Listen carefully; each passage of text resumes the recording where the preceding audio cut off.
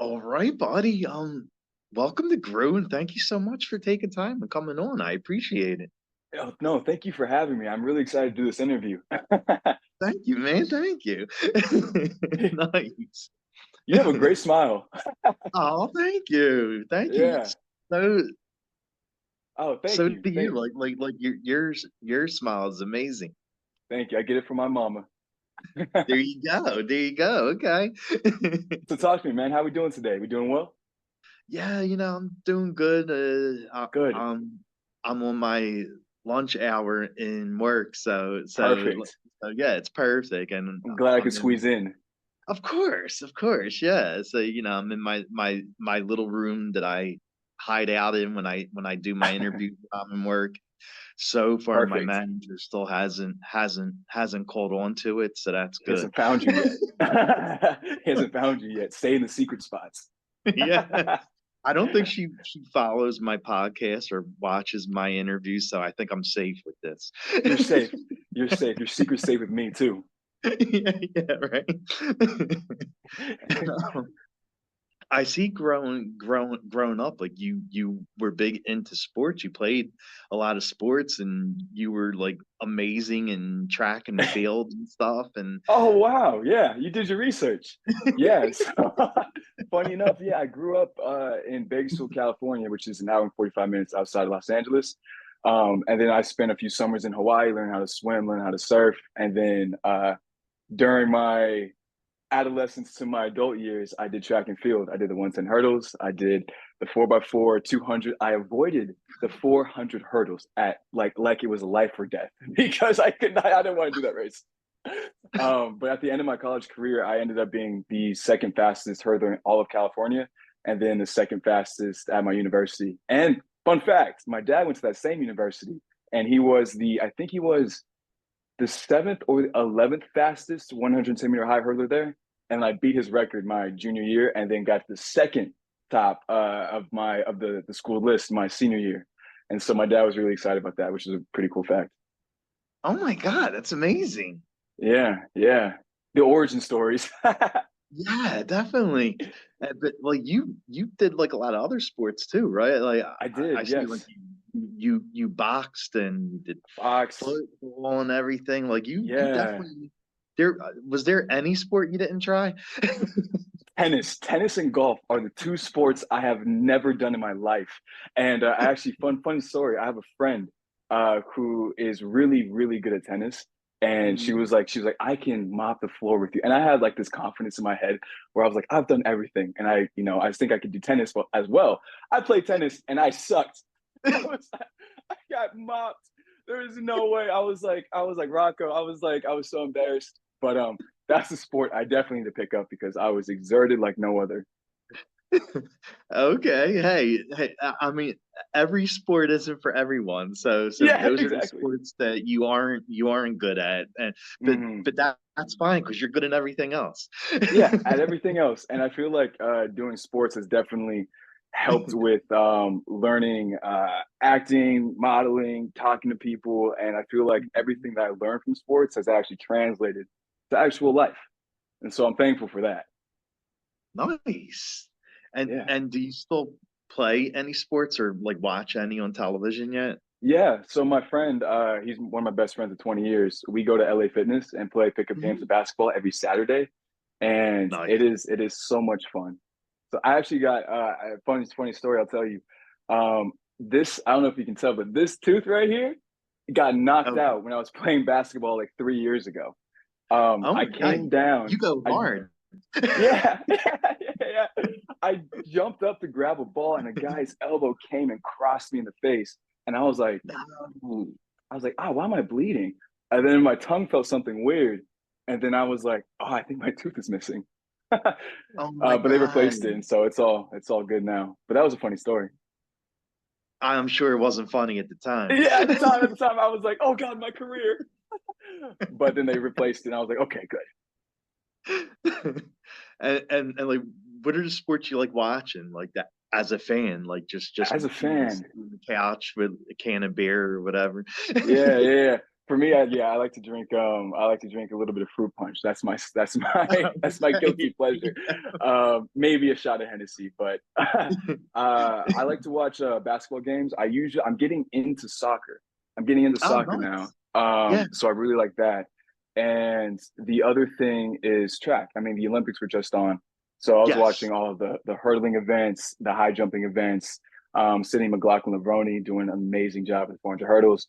Michael Norman 400 meters, and that it gives me like it's funny whenever they do the start for the races, like on your Uh-huh. marks, get Yeah. set, go. I in my head I still react to the gun. It's like it's trained in me, Rocco. I'm like, there it is, just to make sure I still have my reflex. Yeah, as soon as you hear you're I mean for doing it for as long as you have, it's like it's trained, as soon as you Yeah. hear it go, like you're ready to leap off the couch. Exactly, and start doing the hurdles. and and I see you also do shoots too. Mhm, You're a model. mhm. And was there any shoot that you had the most fun with? Oh, what a great question. Shoot that I had the most fun with. Okay, let's see. Yeah. There was one that I did recently that actually ended up in Times Square. I booked this Yes. hotel commercial. So it was a mix of pictures and a mix of video. But the cast and the crew, I don't think I've ever worked with such a beautiful cast, a beautiful crew all around. Like the vibes were there, the energy was there, the Hmm. traveling. We went to Joshua Tree. We went to I think it was Palm Springs, and we shot in these beautiful locations. And it was just about like friends having fun and enjoying each other. And I think that's what we captured. And I'm really happy with that project. That was a lot of fun, and I hope to see those guys again as well. Nice. So how Yeah, how how is that like walking on Times Square and you look up and you're there? yeah. It was a surreal experience actually. Funny you asked because I think it was 2 days ago. 3 days ago, I flew myself out to New York to go see it. So I was staying with one of my friends, and as I was walking to go meet my friend and see myself in Times Square, I got like the flutters because on my vision board, I wish I had it on my phone or my iPad, but I don't have it with me. There's a picture of that I placed of a Photoshop of myself in Times Square at the beginning of January 1st, 2024. And now, 3 days ago, I went to New York and I was able to see myself on Times Square. And it was kind of like that surreal feeling where it was like, I worked hard, I worked hard. I did this. I kept pursuing. I kept, grinding. I kept hustling, and it does pay off. And my friend got to see it with me. He got to experience it with me. And I called my family too at the same time. I called my mom and my dad and my brother, and they're all together right now, which is a beautiful thing because my brother's in the army, and so my parents got to go see him. Um, and so I called them and I showed them on FaceTime, and they were like, "Oh my god, yeah!" And I think that's one of the coolest experiences because my family's been with me and supported me since day one. So Yeah, yeah. being able to share that with them, being able to be there with them, that was a very, very unique and very fun experience. Oh my God, that's awesome. Nice. Yeah, yeah, And you definitely do a lot of different things from sports to modeling. So what yeah. gave you the acting bug? Like when did your passion start for Wow. I love these questions. it? When did the acting bug start? So I did high school improv in during the summers. So I never did theater as a kid throughout the school year, but during the summers I would do summer at the improv, and that was a lot of Mhm. fun. I didn't really think too much of it. I thought it was just like a cool thing to do. And then I took one class in my college semester, and I had a great time. But then also, here's the thing: I have like so many segue stories to get to where I'm going. Oh no, I uh, love it. Thank you. So I did as a part of the track team at my university. We had track, basketball, swimming, water polo, and soccer. Oh, and baseball. Nice. And we would all do this collective sports like lip sync competition. So each sport would do like a certain song, and they would have to like dance to it and lip sync to it. And being on that stage, I was like, oh, this is kind of fun. And then I finally found myself in the modeling world, and then started doing more commercials. And then I was like, this is something I really want to do. And I watched this episode of Teen Wolf. And Oh, I love that show. okay, do you remember the episode where it was where Styles was becoming evil? And Yes, yeah, and so yes. they had like that brain scan of Styles's head, and it was like that Mhm. moment between Scott and Styles. And I think I was maybe a junior in high school, and I saw that and I was sobbing. And I was like, God, I would love to be able to do some sort of work that brings that level of joy and that level of humanity to somebody. I didn't know exactly what it would be, but I knew it would be something along those lines because I do love people and I do love storytelling. Um, but that was in the back of my head. And then as life continued to progress, I got to the point where I was like, I think acting is something I want to try, is something I want to do. So now here we are. Ah, that's awesome. I love it.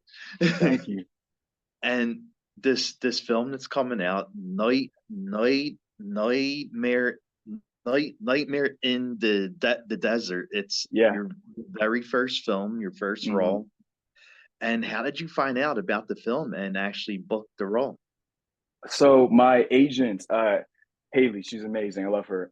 She sent me the casting, and funny that day I had to do 3 auditions, and I had to do like on the side I do a little bit of catering, a little bit of security, and so I had a Oh, job that night, and so I had to do 3 auditions because I wasn't gonna be able to do all 3 of them that coming week because I was booked the entire time.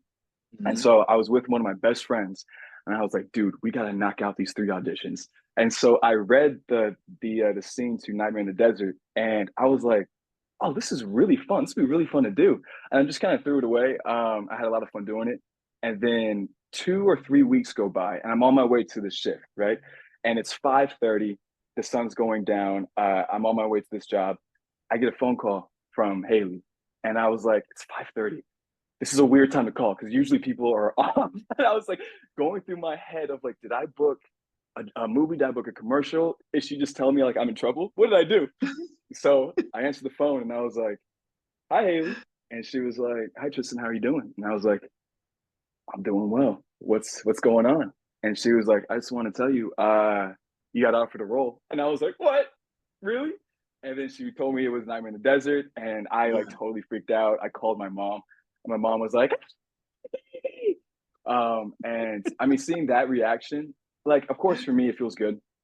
Um, I know this is the first of many, and I know my career is gonna go like this and this, speaking down to the universe, knock on wood. Oh, yeah. Oh, And definitely. thank you.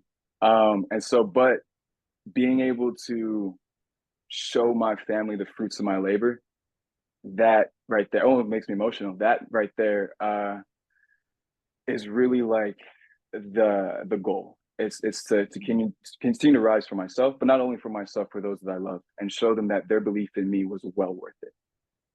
Oh, yeah. I mean, look, like your first role, you're playing one of the leads, so Yeah, you yeah, can't man. you can't get better than that. Can't get better than that. Can't get better than that.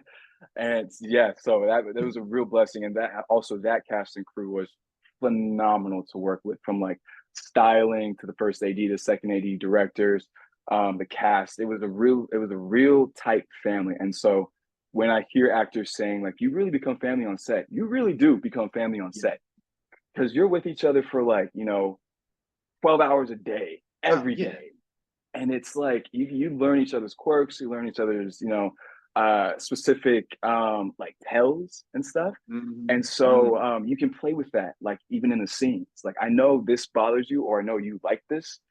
So it's fun to kind of like give a little twist and turns when people don't expect it. Nice.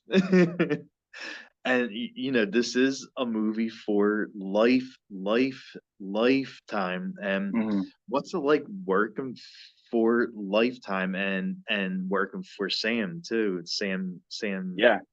Irvin was the director of the film, and Yes. Yes. Sam Irvin was from the jump. I mean, he sent me a very nice email when he said, "I saw your casting, or I saw your audition, and that was it. You were so professional."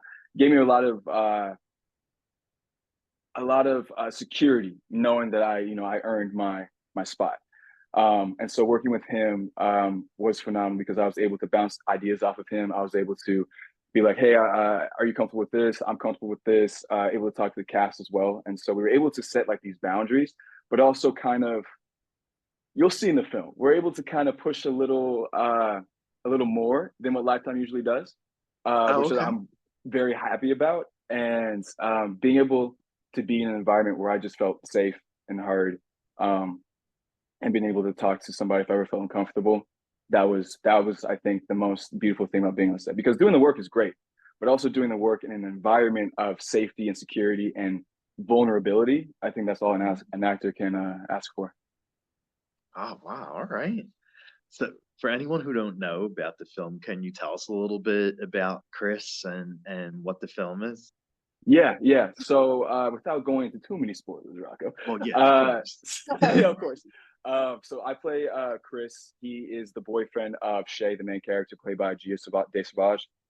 And it's a story about this couple going back home to the desert to sell her dad's house. And so Shay can get this closure to something that she's been kind of holding on to for a long time. And we've come across somebody from her past, and things get a little crazy in the desert, and almost nightmarish, somebody might say. 'Cause it is along the lines of like a thriller too, because it Yeah. like you and her like the main characters, and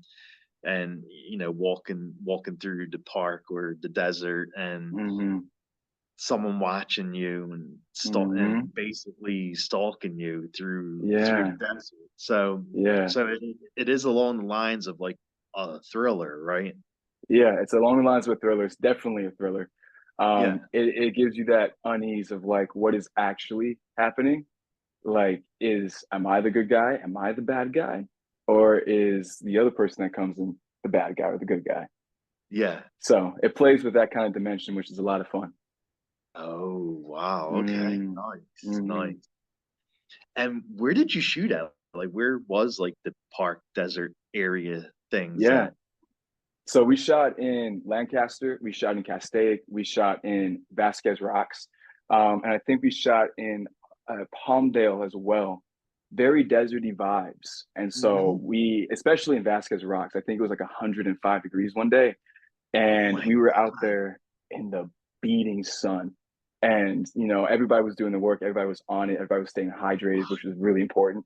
Yeah. But being from Bakersfield, I'm used to like 120-degree weather. So I was like fine, but I was also being smart and staying in the shade and not catching any type of heat stroke because that's actually happened to me before, and I was like, that's not fun. That's not fun. Yeah, I'm sure. Yeah. Oh my God. Yeah, because when you just mentioned 105, like I was gonna ask you, was it tough to work in that heat? Because you're basically hiking Yeah. Yeah, it in was challenging. in in the heat, like because there's no Yeah. shade in a park or desert, like it's just sun and heat. Yeah. It's sun and just dirt. That's all you got. There's maybe like a sprinkle of trees every now and then you're like, oh God, there's a tree. I'm gonna go and hide in the shade. But luckily, we had some phenomenal PAs who had like umbrellas, Yeah. waters, and stuff like that to keep themselves safe as well as us. So that helped a lot. And then we had like these little tiny fans, and we were just like hold them like this, and so it blasts like the cool air and like a little bit of water in our face as well. So we're like, oh, thank God for technology. And did you get a chance, like in like the little towns you went to, like in Lancaster? Because I don't live far from there, about like an hour away, because I live in Philly, Oh, and nice. the food in Lancaster is so good. Did you get a chance to try anything there? I did. I did. I don't. We were shooting at this diner area, and I wish I remember the name of this restaurant, but it was they had burgers, they had chicken, and it was delicious. Oh my God, I their food think, is so good. dude, it's so good. I really wish I remember the name. But I got to try that a little bit, and then but not too much because I would just be able to drive back home. Um, Yeah. yeah. Nice. I wish I tried more though. I wish I tried Oh more. yeah, definitely. Definitely. If you ever get a chance to like just go there on a trip, like you there isn't a bad place that has food over there for some reason. And you know it's big a big Amish town Mm, and they definitely know how to cook. they know how to throw down. They know how to throw down on the grill. Definitely.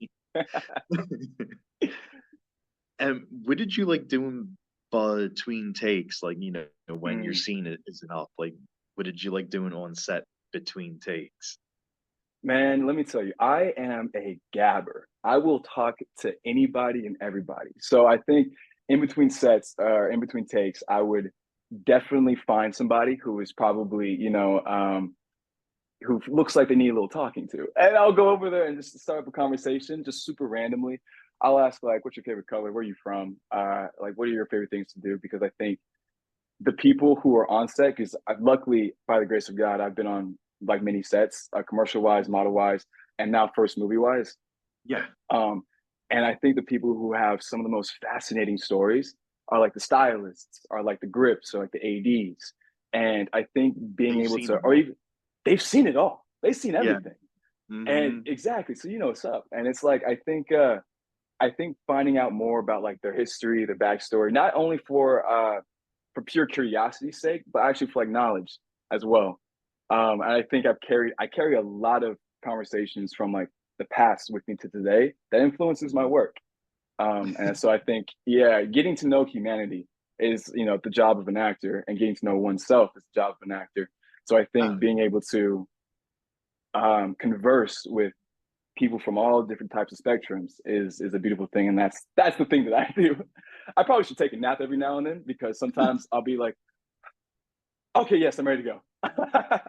I'm just talking so much, Rocco. I just love people. oh, that's awesome. That's awesome. I Yeah. love it. And without giving too much away, of course, because the movie isn't out, but is there like a certain scene that you enjoy doing the most? Oh, yes. Yes, there is. Without giving too much away, I'll say there was, and it's a cool story behind it too. So we had a scene where it involved a conversation, an introduction, and like two types of stunts. And so we broke that up into three separate scenes. It was one long scene, but we broke it up into three different sections so we can like nail everything out. So we did all those three sections. It was great. We moved to lunch. And at lunch, Sam is like, so guys, Sam, the director, he's like, Yeah. yeah, we're going to shoot that one more time all the way through. And it's like a good, maybe 7-10 minute scene. Oh my And I God. was like, I threw out all of the lines. I don't remember what I was going to say. And so I was talking to some of the cast members, and Kyla, who plays Rachel, and Alan Williamson, who plays Burke. And Yeah. we were talking, we were like, dude, do you guys remember your lines? They were like, no. So we tried to find some sides. We read it through like once, and we were like, okay, I think we got it. And then everybody was like, you guys good to go? Yeah, let me strap you up for sound. And so we get strapped up for sound, we're placed, and everybody's like, marks. And then they call action. And we were like, we ran through the whole thing once, got it perfectly. And Sam was like, all right, that was great. We're done. And I think that level of accomplishment, because we were so like, I don't remember what we're gonna say, but we knew everything, and we flew through it with grace, with ease, and with play. And Yeah. Sam was able to see everything, and I felt good. Kyla felt good. Alan felt good, and it turned. It was a really cool like uh moment of like almost like theater. It reminded me of theater Oh because we wow. did like a whole play, and the whole shot was in a wide. And so we ran the whole thing through emotions and everything, and it was a really good time. That was my favorite thing to shoot. Damn. Okay. Nice. Yeah. Hey, Hopefully that wasn't any and spoilers. and you did great because it was all you know. You didn't have to retake it over and over. You did that one take, and he said, Mhm. "Perfect, you're done." Yeah. So Yeah. it's a good. That's a good thing. Yeah, yeah, yeah, yeah. It felt really cool. Especially seeing everybody who like worked in the even the DP who was like Yeah. recording the whole thing. It felt fantastic. And I saw something on your page. Like, what is Mm. Aussie Christmas? Oh yes, the Aussie Christmas. So I became friends. Shout out to my friend Elkie. I love you. You're amazing. She's from Australia, and I've known her for about a year and a half now. And over the last few months, we've become like really good friends. They actually took me to my first Dodgers game, and I'm like from Los Angeles, and I'm actually from Bakersfield, but like my family's from Pasadena, so I've been to LA many times before, but Yeah. never gone to a Dodgers game. And so, since I'm becoming closer friends with Elkie, she and her Australian friends took me to the Mhm. Dodgers game, and we started, developing a really good relationship. I'm like the American and the Australian friend group. And so, one of Elkie's mutual friends, who is now my friend, his name is Dylan. He texted me and he was like, "Hey man, we're doing an Australian Christmas in Santa Monica. Would you like to come?" And I was like, I won't get jumped, will I? Because I'm an American. And he was like, no. He's like, no, bro, we got you. And I was like, all right, cool. So I ended up going, and it was such a beautiful experience because being from, I can't speak on, the Australian experience, but I can understand feeling a little bit of being left out, like feeling Mm. like kind of disconnected.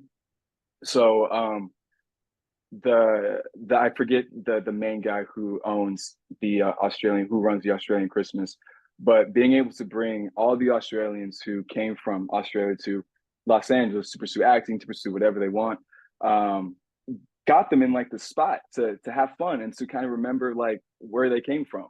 And I think Yeah. having that groundedness and knowing like where you stand in your birth, in your character, and in who you are, and having that being like celebrated is a beautiful thing. And me being able to go there and have fun with my Australian friends was great because I was dancing, Rocco. I was like, All I was right. turning up. It was a good time. Okay. It was a good time. So basically, I think the moral of the story is Australian Christmas is since Australia is like a completely different side of the United States than us, their Mhm. December is summer. And so since it's summer Oh. here, they wanted to throw the Australian Christmas. Oh. Yeah. Okay. Yeah. No, it makes sense. Yeah, it makes sense. Yeah, it makes sense. And I see you have a piano over there. How long have you been Yes. playing for? Yes. So would you like me to play something for you? Yeah, sure. All right, hold on. Let me grab my piano seat. So I've been playing for I'm self-taught. So Really? yeah, I'm self-taught. I took one piano class in college, and that's really kind of been it. Other than that, I watch YouTube videos and learn songs, but for the most part, I do improv. So I like to like improvise.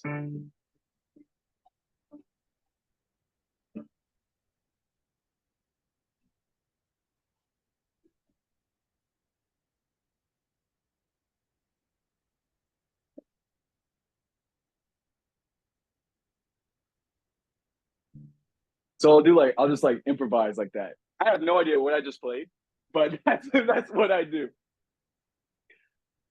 Okay. Yeah. And so what are some of the things you like doing during your free time when you're not doing film or modeling? Yeah, so I do custom Nike Air Forces. So basically, I'll paint on Nike Air Forces. Wait, Mhm. actually, I'll show you. Oh, okay. So during 2020, obviously nobody was really working, and people Well, were yeah. creating like their own stuff. Yeah. And so I decided to create some Nike Air Forces. So like Nice. I'll paint anime, I'll paint portraits, Oh I'll my God, paint. that's really good. Thank you. So Wow. and Okay. then like if you see that painting right there, I'm a huge Yeah. nerd, Rocco. So I love like Star Wars, anime, fantasy books, movies. So anytime I can Nice. kind of dive into that world, that's Yeah. that's where I am. Or I'm hiking or I'm working out. But like on the creative side, it's more like drawing, learning about movies, watching interviews. I watched a lot of your interviews. Oh So I wow. could, yeah, so I can prepare for this. Nice. And what I'll say about you, if I may, Yeah, I really love how you make your guests feel comfortable, and I really thank like you. how, like, yeah, it's like you bring a lot of energy like that. Just simply that you bring a lot of good natural energy, Oh, and thank you. yeah, it doesn't make me feel like I'm stressed to answer a question. You know, so I want to thank you for that. Thank you. Wow, that really means a lot to me. Thanks. Like that's what I try for when I do the show because I Yeah. I before I even started doing the interviews because me and my buddy run a site too. It's Mm, a horror and like metal and wrestling site and I started doing the interviews there, but that was years back when Zoom wasn't even a thing yet.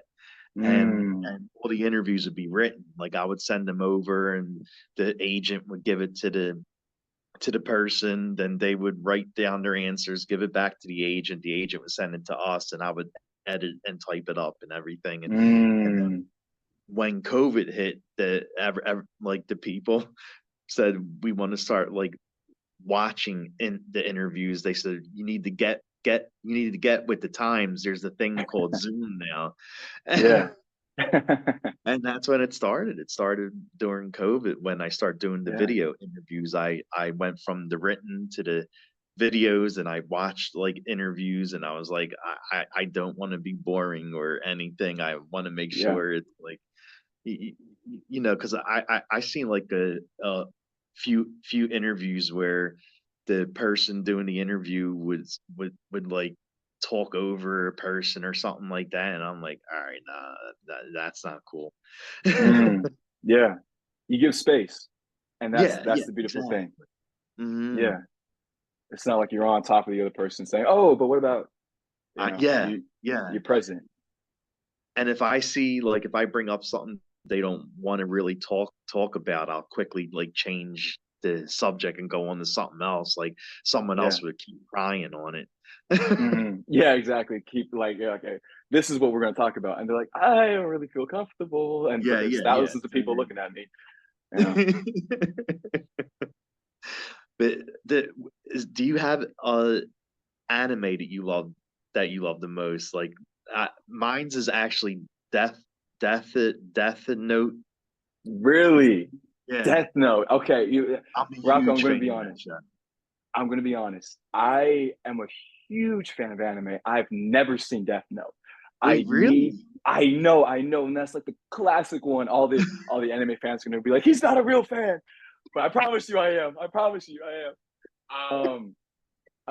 My top. Okay, there's one called. It's a 12 episode, maybe 13 episode arc. Violet Evergarden.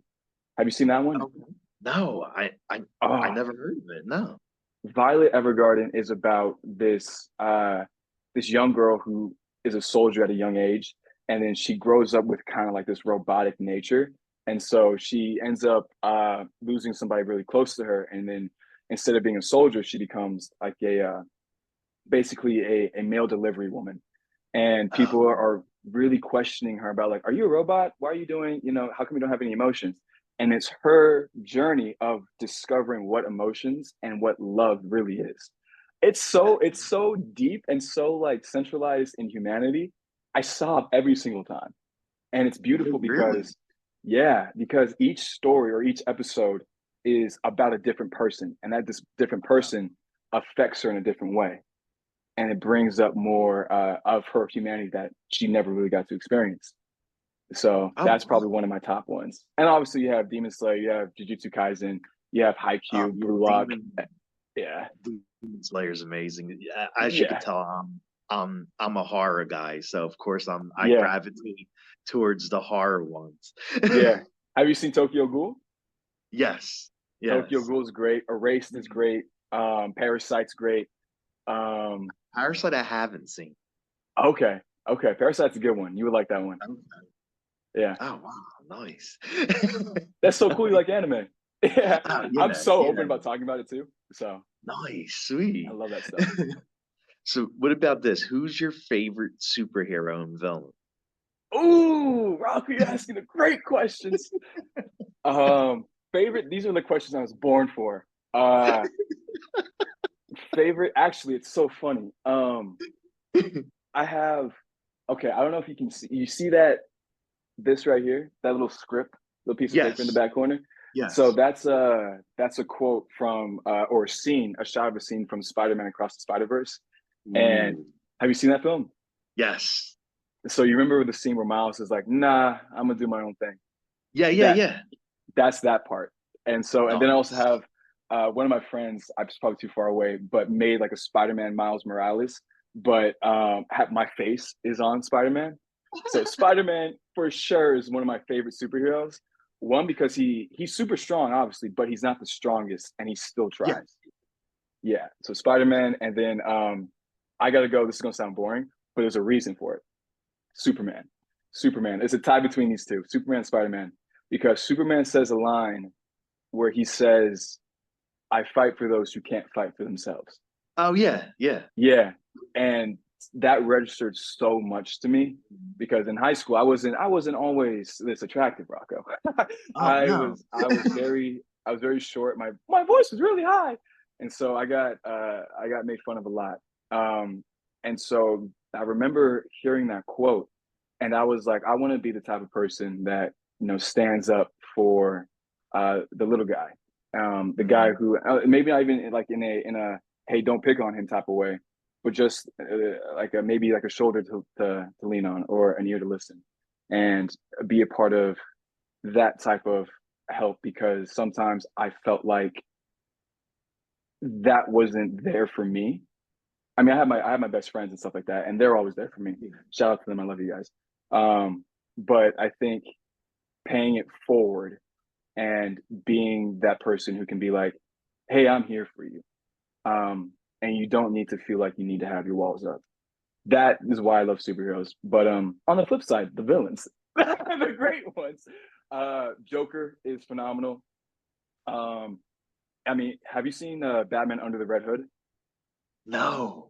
No, is it Oh, good? it's so violent, and I hated Joker so much. But the way that his character is and the fear that he just instills by just being like, oh, like he's like such an interesting villain. And then you have Thanos, and then you have oh gosh, who else is good? Sinestro is great. Yes. Doctor Doom is phenomenal. Who now Robert Downey Jr. is playing Yeah, Doctor yeah, Doom, which I'm yeah, excited like about. Robert Downey Jr. is gonna be Doom. Like Yeah, I mean, I don't know how I feel about that because I I'm know. gonna see him and picture Iron Man. Like I don't Yeah, know. I don't know how which I is feel about that. yeah, which is interesting because it's like you know him as Iron Man, but if they went Mhm. with the casting him as Doctor Doom, they have to have known that. So they have to have. I'm gonna let them cook, and if it works, it works. If it doesn't, it doesn't. But I'll have the faith for right now, because I believe in Robert Downey Jr. and his talent. But Yeah. villain wise, I mean, even him and like I wouldn't consider him like a villain, but even RDJ in Oppenheimer, that was Yes. really good. You know, Yes. like those villains who have meaning, that those villains who have purpose, and you're almost like, I kind of agree with him. Um, but those are the villains that really, even oh my gosh, I forgot about this. Darth Vader. Oh Darth yeah. Vader. Of Talk course. about great villains. Yeah. Or you can even classify from the perspective of somebody else. You can even classify Paul Atreides as a villain, like a kind of like an Okay. anti-hero type thing. Yes. But you Yes. follow him through his world, and since you're following him, you're kind of like, I root for this guy. He's the hero because we're following him. But if you look from the perspective like what happens in the further books, then you might be like, I don't know, but it's all for the greater good. True. And so like do it's like that quote that says either I'm gonna butcher it, but I'm paraphrase it. Either you die a hero or you live long enough to see yourself become a villain. Hmm. And those heroes that get jaded and have like the little anti hero in them, those are like I'm like, oh, you're so interesting because I understand your pain. It might not be Hmm. right, but the way you're going about it might not be correct. Right. But Right. I can understand why you're like this, and that to me is interesting. I mean, when I watched the movie, the Star Wars movie with Hayden, when Hayden Ah, Christensen plays Darth Vader, but before he became Darth Vader, yeah. and when I saw how he became Darth Vader, I was actually cheering for Darth Vader. I'm like, oh my god, I want to see him kill everybody now. Look at what they did to him. Yeah, exactly. Exactly. Look what they did to him. And it's like, I totally get it, man. Go off. And then the cool thing is, you know, how he like finds his way back throughout so I read a little bit of the comics, so I know a little bit about like the in-betweens of him being Anakin and then him being Darth Vader. Yeah, And those moments, those hints of humanity within the evil ego, oh, Rocco, I'm like, you're so close to coming home. You're so close to coming home. I know, right? Yeah. Oh man, yeah, yeah. I was like, oh man, I want Darth Vader when to see when Darth Vader's like going like that and he's like killing like everyone. I was like, yes. Yeah. You're like, yes, yes. Did you happen to see a quick question for you? Did you happen to see Obi-Wan Kenobi, the TV show? Yeah, yeah, yeah.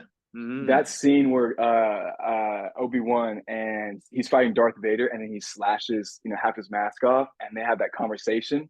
I was like, that's his friend. Oh, so good. So good. I know. Yeah, no, these shows are amazing. Yeah. Yeah. I'm glad you liked it. This is a really cool conversation, Rocco. Yeah. And I'm also a horror fan, so I always ask my guests this when they're on the show. Are Mm. there any horror films or horror TV shows that you like? So I've started getting more into horror. I used to be like, oh, I'm so terrified of horror. But I recently saw Talk to Me. That was Oh, a I love that phenomenal, movie. so good, That's so good. That's so good. Yeah. so good. Um, Mhm. and then I saw Long Legs. That was very interesting as well. And speaking of ghosts, I've had a few experiences with like the supernatural, Paranormal. the Wait, paranormal. really? Get I out. have a few, yeah, yeah, a few, which is funny. It's like funny in hindsight, but in the time, it's just like ah. Um, yeah, I've had a few experiences. Oh my God. Yeah. Wow. Okay. Do you want me to go Yeah. into one? Yeah, like I'm a big fan of like this Okay. the supernatural world. I guess that's because Yeah. of all the horror movies I watched. Yeah, yeah, yeah, yeah. I'll tell you one quick story. There was a time when I was living in New York because I lived in New York for 2 years, Hmm. or like a year and a half, and I was staying at one of my friends' apartments and in Queens. And I came home one night and I was out with some friends. And so I got back and I was like, I'm so tired. I'm just gonna go to sleep. Yeah. And I took a shower, I got in bed, and I like kind of like collapsed on the bed. And then I like hear like this, and I was like, what is that? And I like turn my head and no joke, ooh, I get the goosebumps. No joke. I see like this white wisp and it's just kind of like standing next. It's not looking at me. It's just kind of standing next to me. And then it just kind of goes like out the door. And then the door, I kid you not, Rocco, goes like this.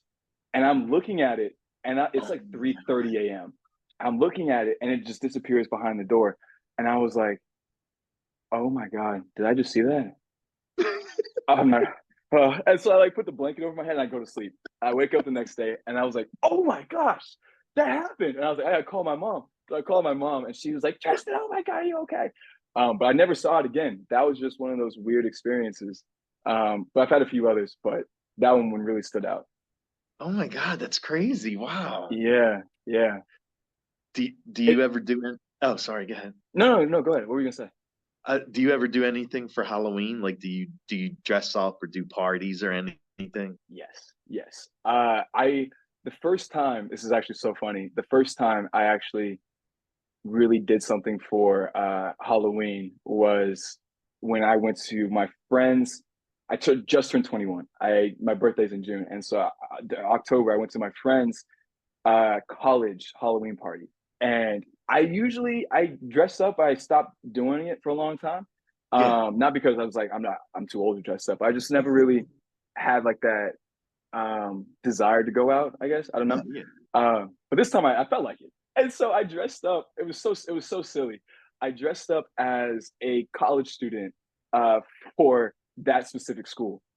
And like Oh I my god. they were like, why are you just wearing, because I went to some of the parties, the house parties, and they're like, why are you wearing, a Cal Lutheran outfit?